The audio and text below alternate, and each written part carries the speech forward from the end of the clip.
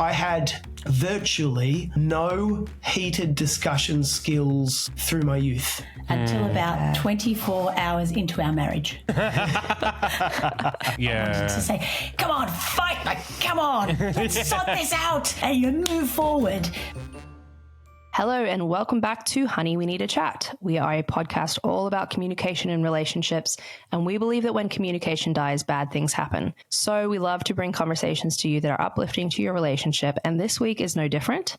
We have an incredible guest episode to bring to you guys. We are chatting to Andrew and Kayte Kitchen. We've known Andrew and Kayte Kitchen for a number of years, and when we were trying to think of guests we wanted on the podcast, they came straight to mind. So we reached out to them, and interestingly, they responded saying actually this had been a very difficult season for their marriage and that they didn't know if they would be the right people to talk on the podcast. Normally, that would probably give us a little bit of pause and we'd probably say, yep, no worries, we can come back to it when you're feeling ready for it. But because we know Andrew and Kayte and we know their hearts and we've seen how they share and uplift other people through their experiences, we thought this might be actually a super unique opportunity to talk to and hear from a couple that's in the trenches at the moment and just learn from what they've been observing, what they've gone through, and see what they had on their hearts to share from that space. So we put that out to them. We said, you know what, no worries. If you don't want to come, that's totally fine. But if this is something you're interested in, we would love to have you on the episode anyway. And they said yes, which we're really excited about. This conversation is raw, it's authentic, it's not your everyday conversation, it's not the normal kind of interview you'd get from a couple on a relationships podcast. We're hearing from people that are in a difficult time. And Andrew and Kayte were fantastic. They have such wisdom, they're incredible communicators, and they have done so much in their lives to help other people. So we're really excited about this episode. We're excited to see how it helps you guys, and we're excited to bring it to you. So we hope you enjoy this chat with Andrew and Kayte Kitchen.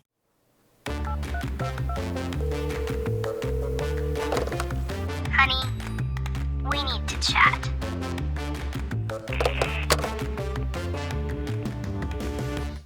Well, thank you so much to Andrew and Kayte Kitchen for being here today. We're really excited to be interviewing you guys. I have personally known Andrew and Kayte for a number of years, and Blair has known them for a few years as well. We've been at church together, and you guys have been just such a blessing to our family, and we've really enjoyed seeing your family grow and being a part of that with youth and stuff. So very excited to be chatting to you guys. You're just really encouraging and really fun. And when we actually approached Andrew and Kayte to do this interview, we were just wanting to chat to them because they've got so much wisdom and experience to talk about. But they actually responded saying this is quite a tough time for you guys personally.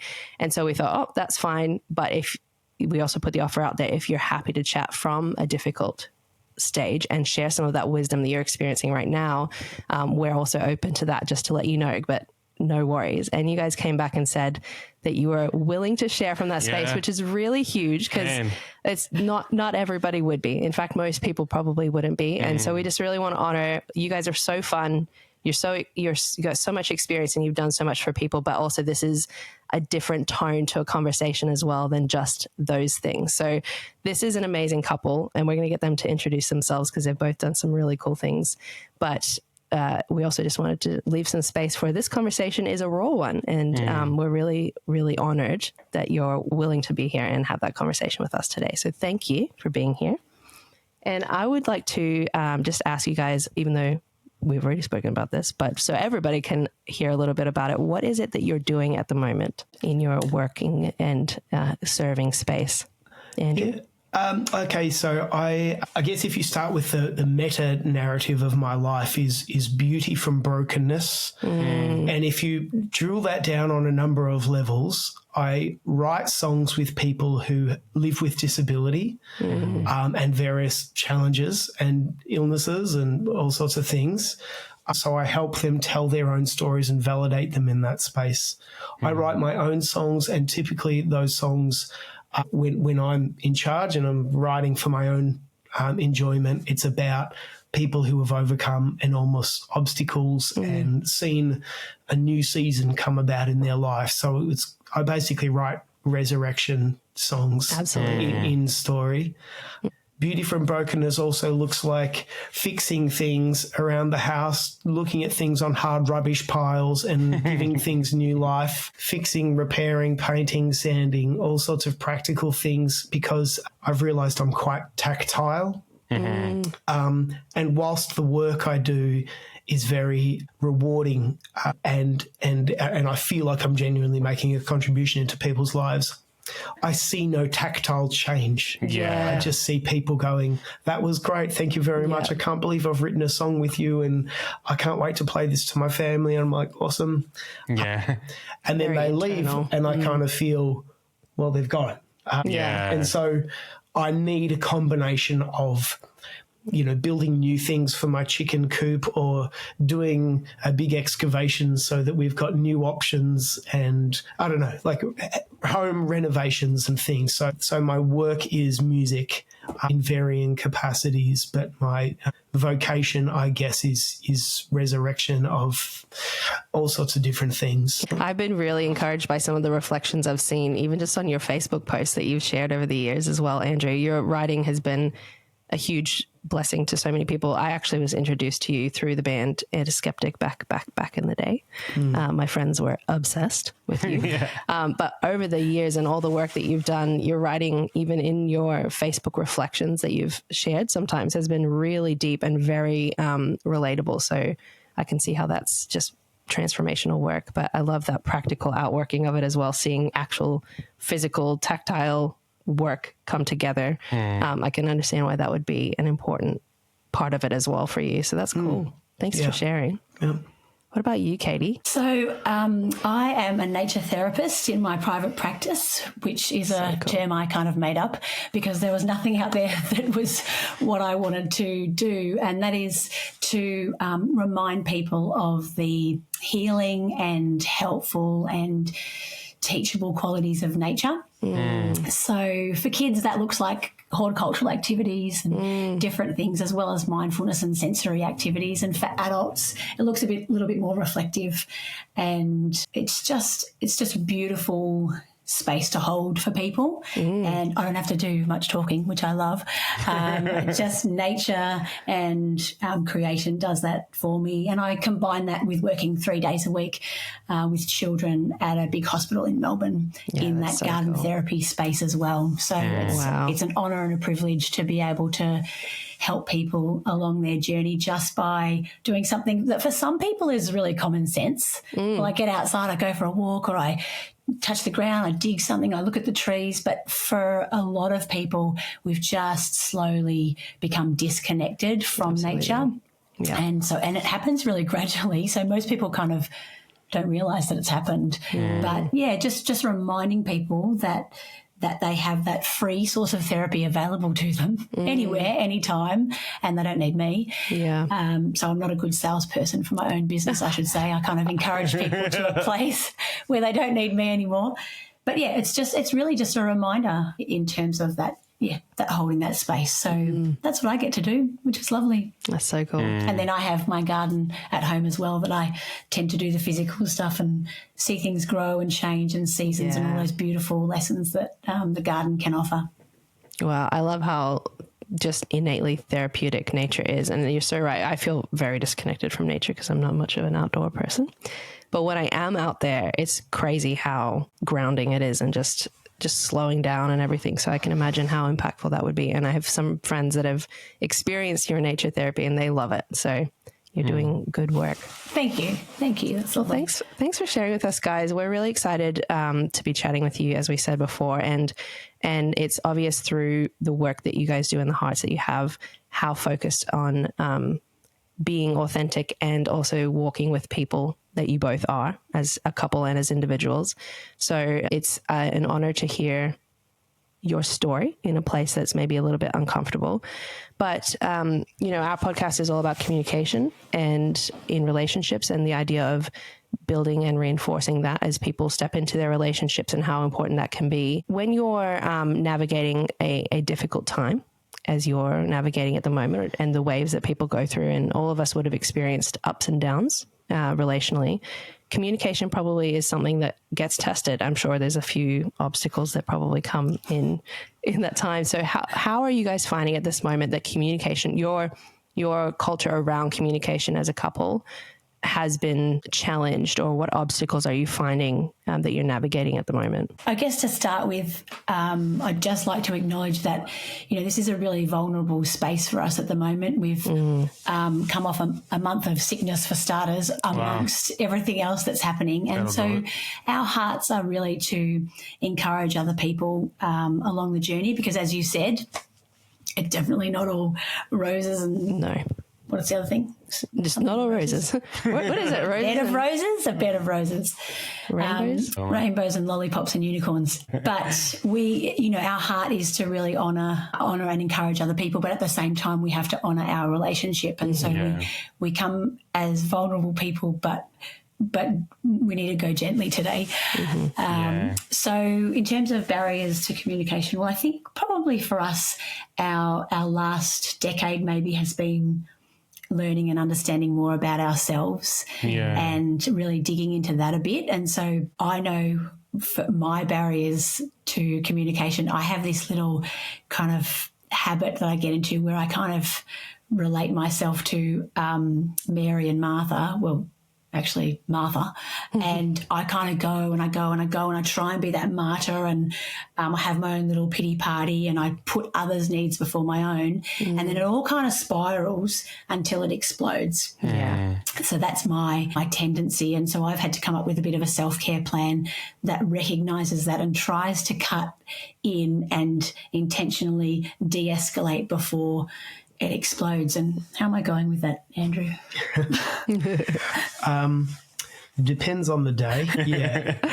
There are probably one thing that has helped in the last season is being a bit more intentional about Sabbath and going on a Sunday. We really try and stop. We turn our phones and upside down, face the bench, if where we can, and we just slow down time. That's what we're trying to do. And sometimes that's just sitting on the couch and giving each other a foot massage and just talking and stuff like that.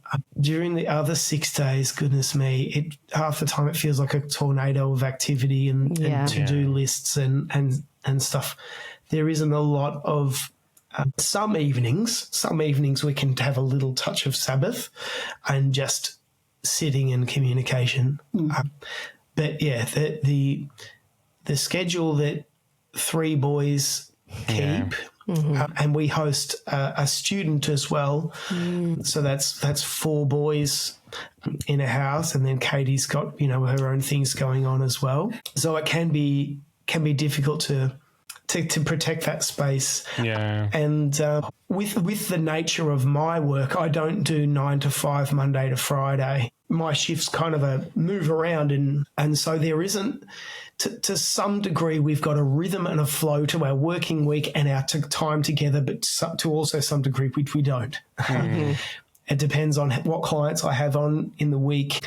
Katie's just gone through a season of covering off more time at work to fulfill someone else's work obligations that left.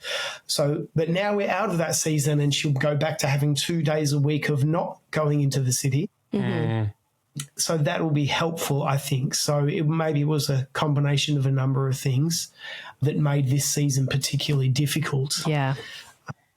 So I think we have intentionally tried to make our lives simple.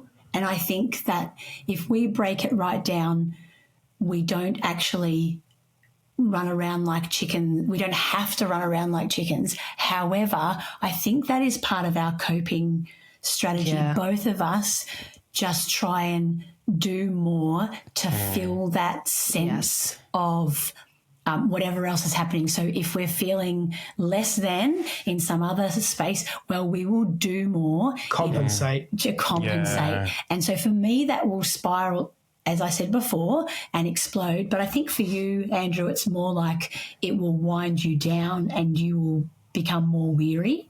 Would you agree with that? Yeah, maybe. Yeah. And so we do try and live a simple life, and I think that a lot of people do over schedule their lives, and we've tried really hard not to. But I think it's that self-inflicted busy that we get caught up on. Do you find that you mentioned as well the importance of Sabbath and how you want to be having a Sabbath, and at night times you want to have Sabbath?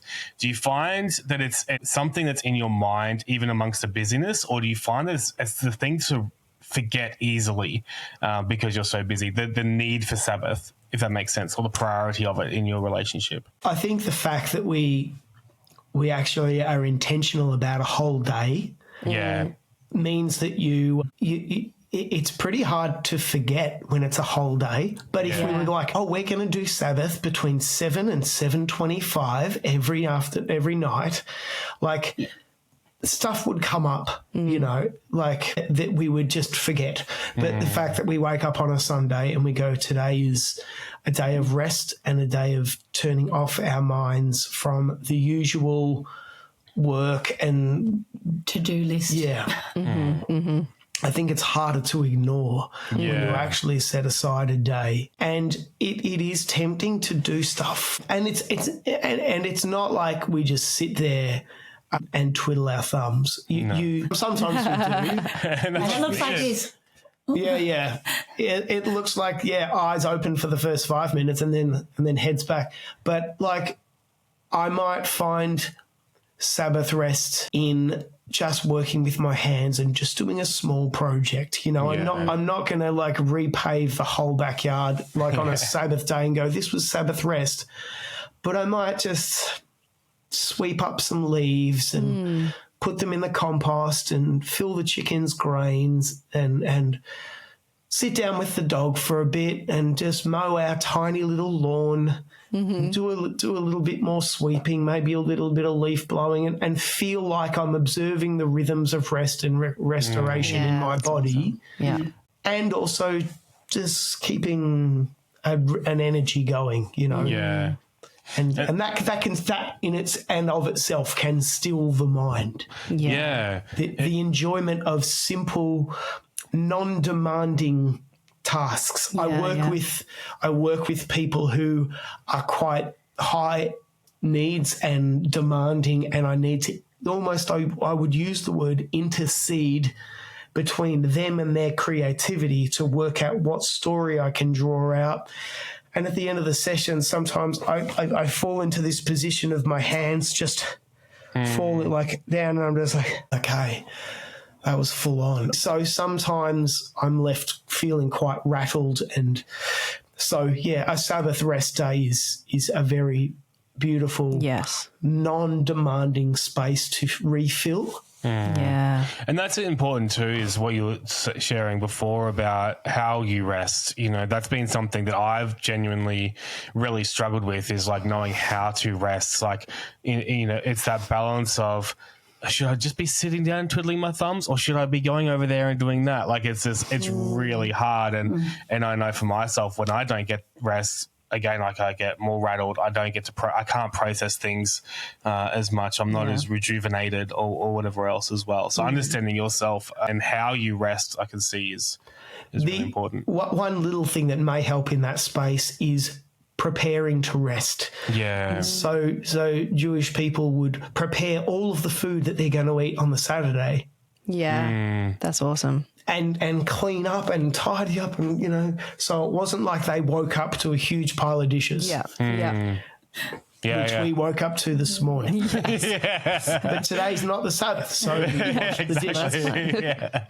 Yeah, I love that idea of actually, because that also feeds into the intentionality about setting aside that time too, because you're planning for it and you're thinking about it and you're making it, putting those boundaries around it to make it work the way that's going to be the healthiest. So, and we've actually, ironically, been talking about this a lot recently and been wanting to put that in on a Sunday. So it's nice to hear you guys reflecting on it too, because I think that's another little nudge. And I think to do it. A couple of things to note is that one, it becomes a habit. It's like any other habit. Yeah. It's clunky at first, but then eventually it kind of becomes part of your family culture. And two is our boys were not into it at all. Yeah. And so we encourage them at the start, but then we never force them to do that. But we're modelling it. So we're modelling it every week, and they can, we say to them we'd like to have a no tech day. It's a Sabbath no tech, and they might choose to do that or not. But we're still encouraging them along that path. So you usually get pushback from your kids. I think if you don't, then that's probably unusual. Yeah, that would be bizarre. And I think it's such a beautiful blessing to give them, because they're not going to get that, especially in how busy and full every moment of life is these days, with the layered inputs is like social media and work and technology and media in general and all this stuff, school. They're not going to get that outside of the home. So if you can put that in place as a rhythm that you've shown them, regardless of if they take it on board for themselves or not, at least they've experienced that. And I think that's a huge example that will be invaluable for them as they age. Absolutely. Don't you think it's just the best gift you can give them if they understand 6 days of work, 1 day of rest? Oh my gosh, yes, absolutely. What a gift to give them, because it will set them apart and hold them in a good space for the rest of their life. What a great habit. If we circle back to communication, given the nature of this podcast again, one, I just want to say to your listeners, I don't always sound like this, but Neither do I. a near 3 week long throat infection that's tickling my throat.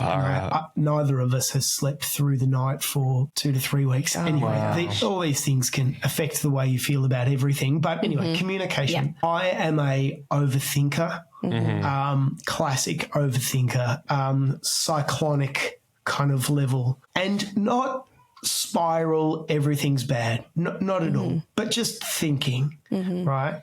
So one thing where Katie and I are, it's definitely a work in progress space. Even next April, I think we're up to 20 years. Wow. And we still haven't nailed this.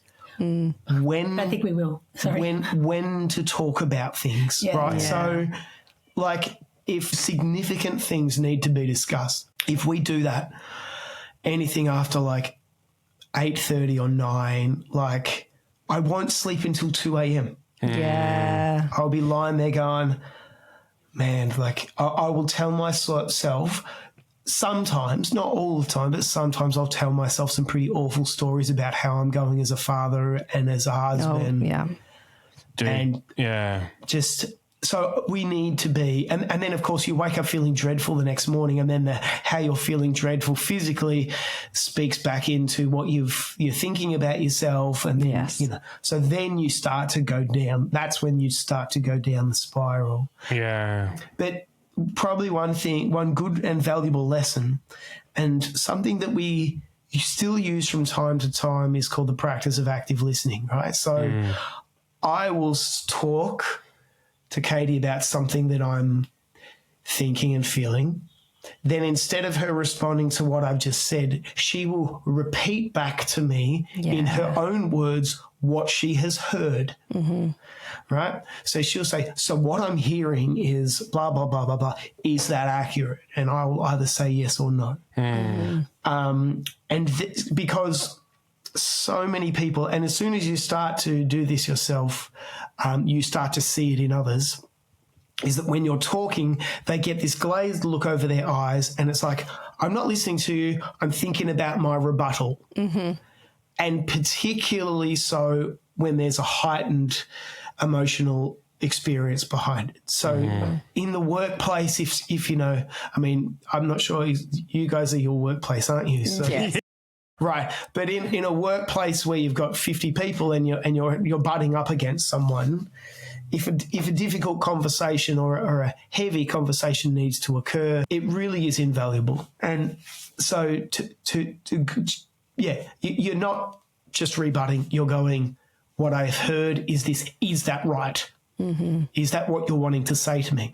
Okay, well, if that's the case, then this is how I feel, and then you swap. And I think that has come up a lot more in the last decade, hasn't it? You would have often said to me, this is how I'm perceiving this situation. It may not be how you intend or your intention, but this is how I'm receiving it. And that can be helpful upon reflection for both of us to kind of go, well, why am I perceiving it this way? But also he's perceiving it this way. I have to back off. I have to go gently, or I have to clarify things. And I guess two things. Number one, as a therapist, reflection is the most underrated skill in the world. Right. So I think all of us need to build in time in our lives to reflect, and that can be linked to prayer and meditation, but it might not be.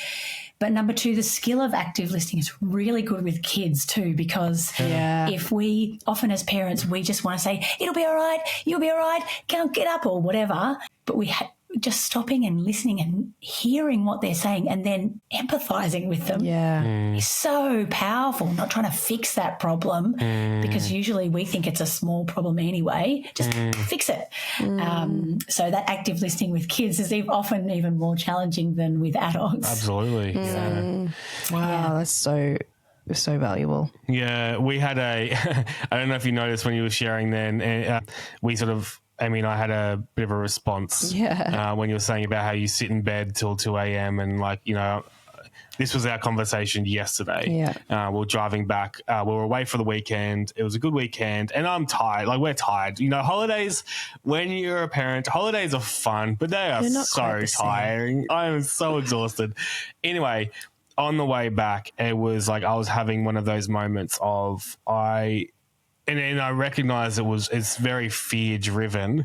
Like I have this incredible fear of my kids not wanting anything to do with me when they're older, and everything going through that of I'm the worst dad, I'm the worst, you know, all this sort of stuff, and you know. It's just really refreshing hearing you say that, Andrew, because I think is a big part of what I've been noticing too, and another thing I'm really wanting from this podcast is that when you hear that someone else is struggling with something similar, you know, it normalizes what you're going through. Because a big part of what I was feeling yesterday, I said to you, Amy, I said, I just feel silly. Like I feel so silly, like with myself at the moment, like the way that I'm processing, the way that I'm thinking or whatever else, I just feel silly.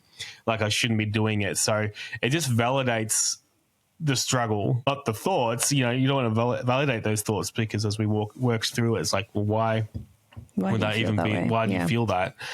But yeah, it was just, I just really resonated with what you just said then. So we have to deliberately and intentionally carve out time that's not nighttime to connect with each other, which is always been a challenge, hasn't it? Yes. Always. And so how do you do that? Can you walk us through how you do that then? So you know you don't want to really do past 8:30 or 9. So then how do you find that time? What does that process actually look like? Well, it can happen in two different scenarios. And we don't do this often enough, but occasionally we will just go for a walk. Nice. Occasionally. It can also happen when we're side by side working on something in the garden. So, that's actually often what happens, isn't it? Because we have this intention to go outside and have this lovely day working side by side, and often it will end up in tension. Discussion, tension. Yeah, right. Like it often, because we've side by side. Would that be fair? Yeah. Oh, I think that when we go into the backyard, Katie has an unwritten list in her mind of things that I'm going to do, and then I just kind of freeform it. I go, I might rake these leaves. Oh, the grass is a bit long on the lawn. I'll do that. Oh, I didn't clean up that pile of wood from when I did that job the other day. I'll just do that. And Katie's like, when's he going to get to my X, Y, or Z? And I'm just like, X usually. And she might have mentioned it already, but I'm just like, aren't we just having a day of just kind of pottering in the backyard? But sometimes one of the little key phrases that I have said and Katie have said, if there's a long silence and we're working near each other, one of us will start a sentence with these exact words. I guess, and then it will go on, right? I guess when you said the other night that blah, blah, blah, blah, blah, it made me feel blah, blah, blah. Or I guess, it's funny. We say those two words, I guess, and I've heard it and I've said it and I've gone, I've just said it again. So I don't know. That's a little crack in the door to, I want to talk about To something. have a conversation. Yeah. It's a gentle knock, knock, knock. And that was just random that it happened. It wasn't an intentional phrase that you decided on. Yeah. No, it just sounded gentle, I guess. Yeah. Yeah, it's like it's easier to say than like, When you Katie, did this. I want to talk to you about how you usurped my authority as a parent over our children at the dinner table the other night. Or pointing the finger, as usually Yeah, doesn't go down so exactly. well either. No. But at the moment, our main connecting time is actually Monday morning, 8:30 to 9:30. And I'll tell you why. In the morning, yeah.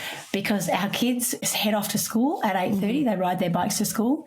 And that's the first time in the week that we can kind of go, all right. And so we sit down, we look at our week, we connect, and that's when anything that's niggling will kind of bring up. But I think we're getting better at bringing things up as they come up, because I think we're better at not going into that defensive kind of mode and just receiving it, thinking about it, and kind of filtering it into our relationship, aren't we? Yeah, and to be respectful to both sets of our parents, like no two parents can ever be the full gamut. 100%.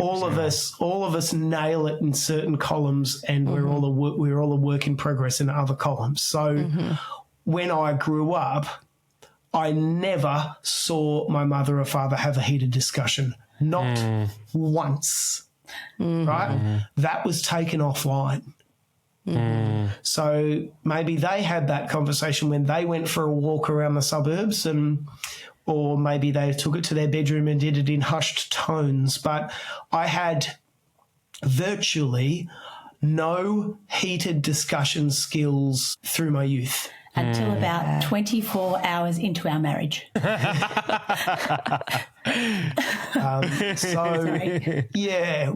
So there was some learning in that space. Yes. So what would that look like for you then, Andrew? You mentioned that you struggled with those skills. Would you just clam up? Yeah. Would you? Turtle, shrink, and disappear into music. Yeah. So how was that for you then, Katie? Like, so obviously probably quite frustrating, was it? Because you're trying to have a conversation. Like, what was that like for your side if you went into turtle mode? Yeah, it was total frustration. But we learnt about our families of origin very early. Yes, great. But that's been a continual unpacking, hasn't it? Because something we've just realised recently, and again, full respect to our parents, is that Andrew's family tendency is to share and share stories. They're great storytellers, so share. My family tendencies are wait to be asked. And so when we're in a dynamic, it's Andrew will share. And so, I'll sit. Well, if he cares, he'll ask.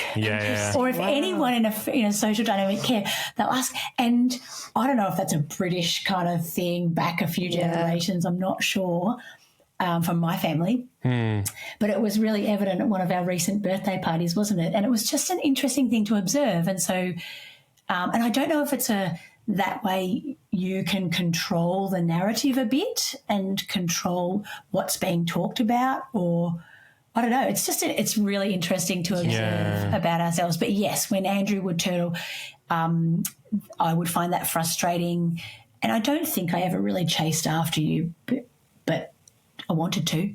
I wanted to say, come on, fight, like, come on, let's sort this out, let's work it out and get on and move forward. But I had to really back off on that and respect that he needed time. And I was probably going to present a better version of myself if I took time as well and just lowered down my stress level. So it was going to work better for both of us if we took time. But then finding that time is really hard. So often we had to let it go, and that's probably another really good thing, isn't it? Sometimes the things like we've been on holidays before, and day one or two, I'm like, man, we need to address this and we need to address this and we need to address all these things. We won't address them on holidays because that's not fair. We'll address them when we get home. And then by the time we get home, I've forgotten everything. Yeah. So that's a really kind of cool. Sometimes you just got to let Andrew said, Pray hands. so sometimes you just got to let things go. Yeah. And that was a really, again, another part of our more recent season is just knowing what's worth pursuing and what's not worth pursuing. And this might be a side note, but I had to go on some anti-anxiety depression medication last year, and it was really obvious to me that how much I let things slide when I was on that medication. Because and the way it showed up was actually road rage. When I was on the medication, I was like, yeah, come on in, no worries. How funny. It doesn't matter. It's fine. We'll get there when we get Probably there. busy. Yeah. That's exactly right. And then when I came off it just a couple of months ago, bam, it's back. Yeah. And it's the same at home. While I was on that medication, I just noticed, oh, don't worry about it, kids. Oh, don't worry about it. It's everything kind of slid. And not in a kind of, I'm making it out to be a little bit more than it was.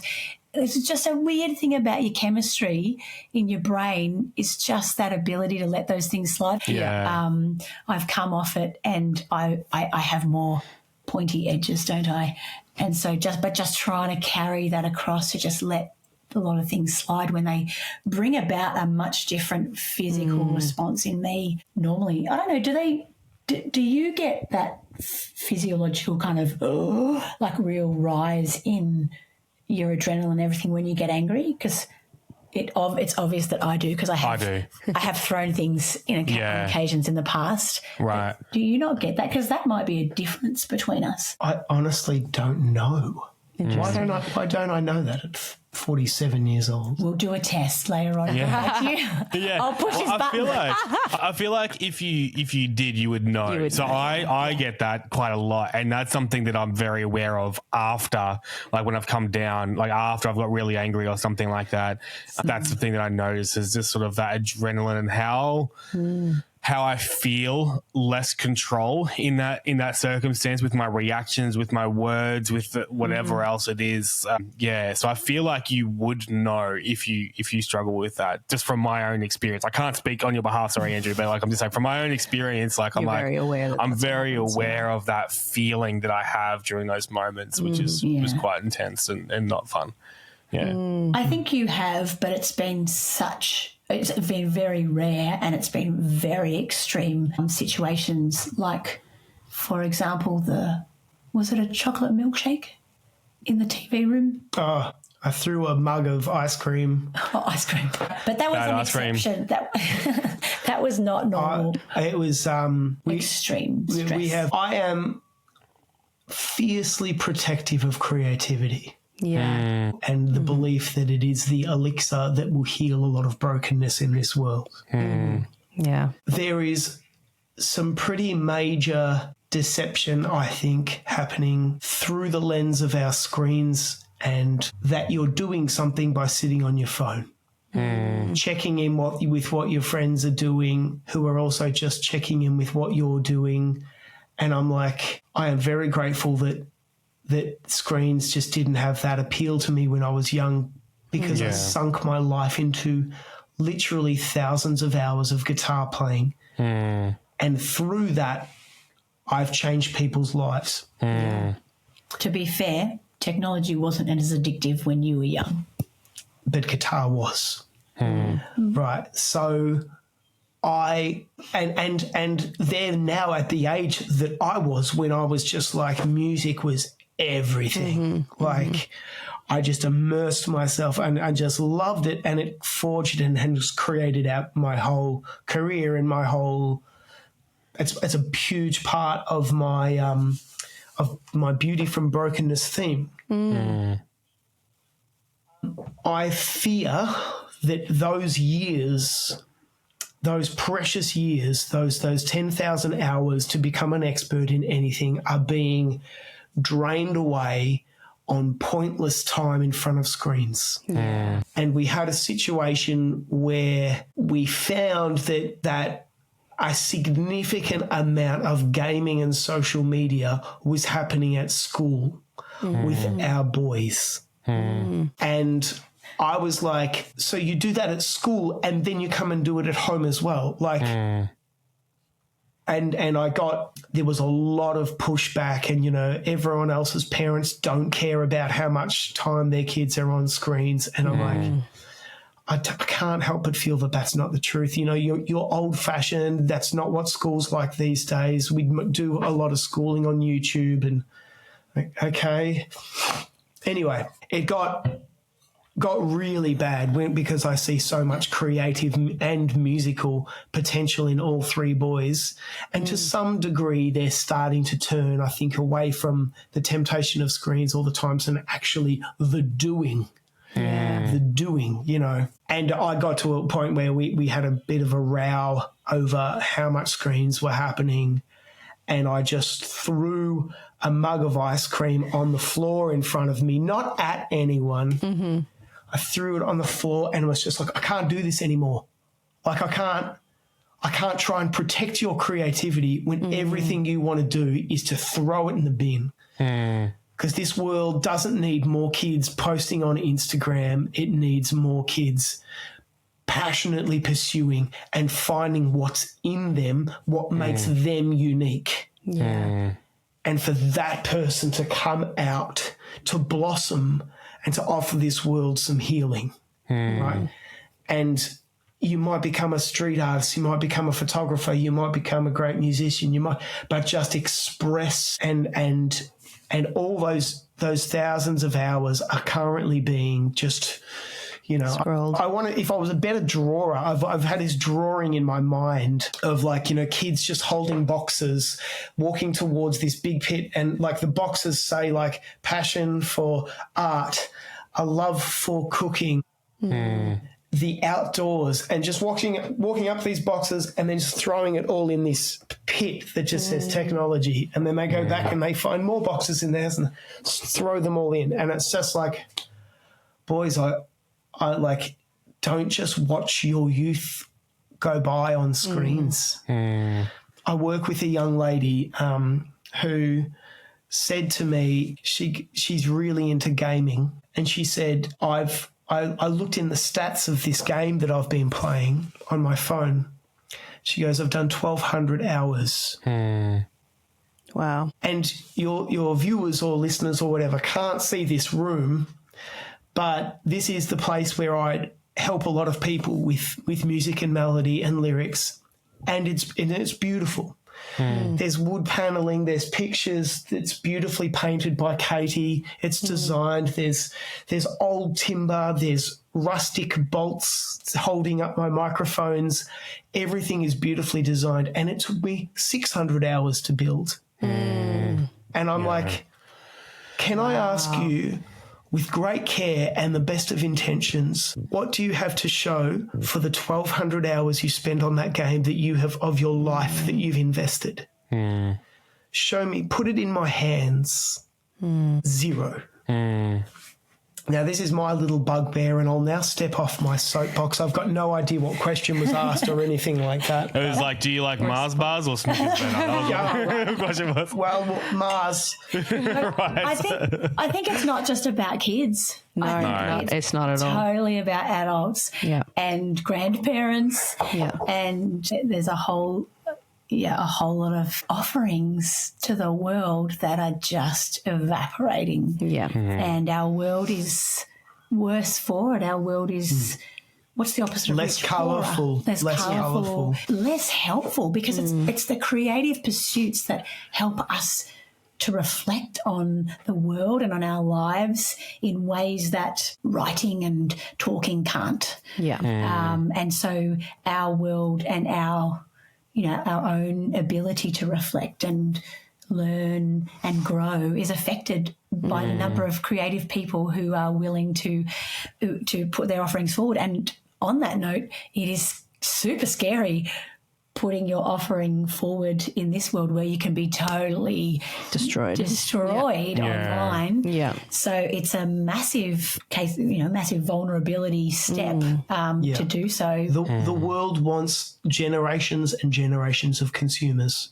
Yeah. Because there's more money to be made. Yeah. You're exactly right. Like you're so right. And we've spoken about this for ourselves. We've spoken about this for our kids, and in preparation of kids who are a bit older than ours, so in a different life stage. I want to hear from you guys, like you looking at, like, because again, this is social media, right? Like I'll look at you guys. I'm looking at you guys now. I'm looking at you guys. I'm like, you guys look fine.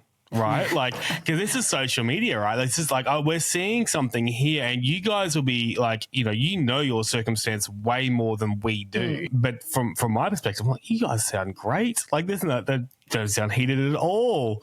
So I wanted to ask a question. Why? And I'm not trying to get you guys. I'm not trying to get you guys to give me an example of you guys heated or anything. I want to know, like, why would you come on to a podcast and share about difficult circumstances while you're in the difficult season? What would be the reason to do that? What would be the reason to do that? Why did you guys come on here and wanting to be that vulnerable? I think that both of us have had probably Kayte longer than me, a fairly relentless pursuit of the deconstruction of ego in our lives, right? So I, for a long time, as just a small example, with my rock band, I don't really care what I wear on stage. Yeah. I'm not really fussed. Yeah. But I have to respect that other band members really do. Yeah. Okay. So we don't wear latest fashion or anything like that. So in an instance like this, we don't care. I mean, I appreciate what you've just said and how we are coming across right now. We don't really care, and I don't really care how I am perceived by others anymore. Yeah. And that is a debilitating thing that a lot of people don't ever actually overcome in their lives. A paralyzing fear of what other people will think of what they're doing. I don't care and haven't for some time. And Kayte probably longer, though that was maybe a bigger part of your story when you were younger, perhaps. Yeah. I guess for me, the whole bubble burst when I was in my late teenage years and my parents split up. And so I had to face at 17 that whole Cinderella fairy tale back then and go, I just don't think that's what life is going to be. And then also our professions don't lend themselves to being able to keep up with the Kardashians, put it that way.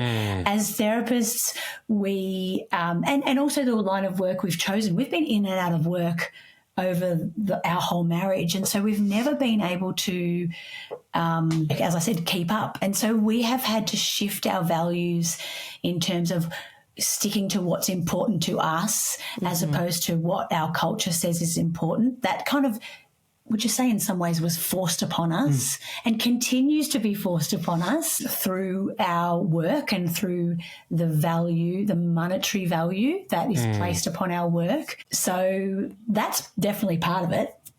I guess to give some context about, to help you understand a little bit of the background of this current season that we're in, and in brief, and there's some things I can talk about and some things that I can't.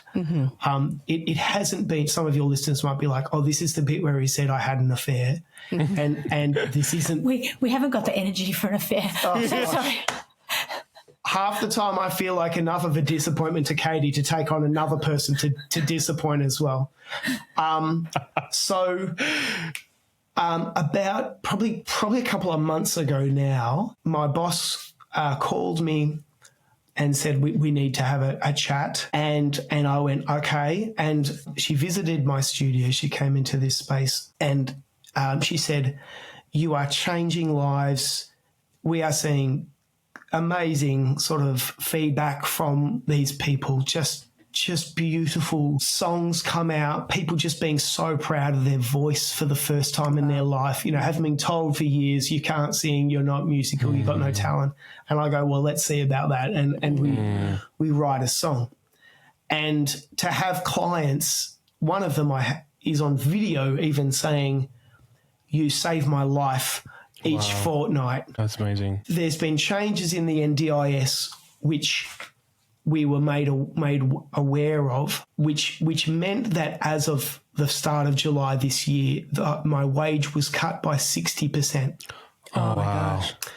So that's and if I had a qualification, then I would have been fine, but I don't. So I was put on basically a base support worker wage. Wow.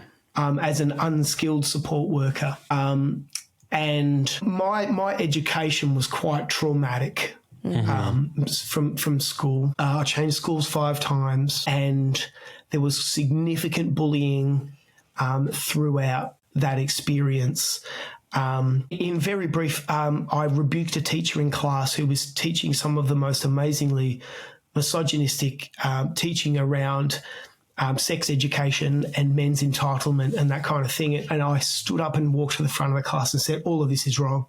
Wow. He shouldn't be saying this. I was in year 7. Wow. I rebuked a teacher in class in year 7 and said, all of this is wrong. No human being should be treated that way. You should never take advantage of another human being, right? This was in an all-boys school. And I was bullied by a year level and a half, or years 7 and 8, and I eventually had to change schools. But the damage had been done. I was in fight or flight for the rest of my education. Who's going to beat me up after class? Am I going to smash my head into the locker when I go to the locker? It's all that kind of stuff. God. So I didn't, once I got the option to not go to further education, I went, I'm out. I can't, I don't know how other people do this. It's so brutal. Like, you know, and they go to university for 5 years, and I'm like, that would be even more hard because the kids are bigger, you know. I was like a baby elephant that was like, there was a small nail put in the ground, but the baby elephant couldn't pull away, and the elephant got bigger but didn't realise that I could have gone on with further education, but then there weren't bullies at university, and, you know, but I was like, nah, like I just can't do that. So for my entire life, you know, I to some degree, I felt like a bit of a dunce, like an educational dunce. I haven't been able to commit to, you know, a university. So to be doing a job where I felt like I was producing some pretty amazing results with some pretty broken people, and people saying, this is the only form of therapy that has ever worked for me. For them to go, no, you're an unskilled support worker, brought back a lot of, I am actually. The last 30 years of writing songs, producing songs, touring the country, writing songs with other people, for other people, all of those good things, that counts for nothing. I'm an unskilled support worker. And at this stage, I do just want to say that the company I work for, Sparrow Collective, did everything they could to continue to value me, and there certainly wasn't the message that I was getting from them. It was just a guideline rule change on the NDIS front, which meant that this change had to come about, and it impacted on my capacity to charge my clients' NDIS plans. So Sparrow did everything they could. I feel valued by Sparrow, and their hands are tied. So this isn't their doing, etc., etc. It's just they were as much of the victim as I was. So, yeah. Okay. So, and at the same time, another thing happened that I can't talk about at this point in time. A 25-year lifelong dream has come to an end. So I am finding myself kind of going, I've just lost short-term hope, long-term hope, the dignity of providing for my family, and yet I'm tied to a job where I'm preserving people's lives. So I can't really walk away from that with clear conscience. Yeah, that's kind of been some of the major challenges for me. And then that sort of coincided with Kayte needing to go to 4 days at where she works, which put a little bit more pressure on me. So that's kind of the season that we're in. Anyway, but having said that, there's many things that I'm grateful for. And so the question was, why would you come on this podcast? Because, so 2 parts. The first part where I talked about the relentless deconstruction of ego. I don't care what any of your listeners think of me or us, but if there's something that they can learn or glean from what we have to say, then that's awesome. Yeah. And two, I would like to think, I don't know, maybe in 6 months' time we could come on the show again and we can talk about the processing that has happened through this time and how much better we are as people because of this experience that we're currently in. Yeah. And that there are seasons, and some seasons start and they're awful, but they come to an end, and there's great riches and rewards on the other side. And that can be, a picture for having a partner as well, I guess. But when you think that it's the darkest of dark winter, it's not always going to be that way. Yeah. A nice nature metaphor there. But we were reflecting on that last night. Just that's probably the biggest thing that we would want to encourage people who are in new relationships is to see out those hard seasons, because when you get to the other side, and you don't think you ever will, but that truly is what has made our relationship richer and stronger because we have got through it together.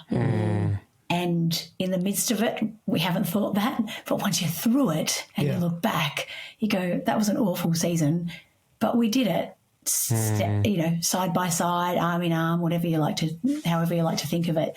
So, and I think, unfortunately, a lot of relationships don't get to that point anymore. I think a lot of relationships go, this is too hard.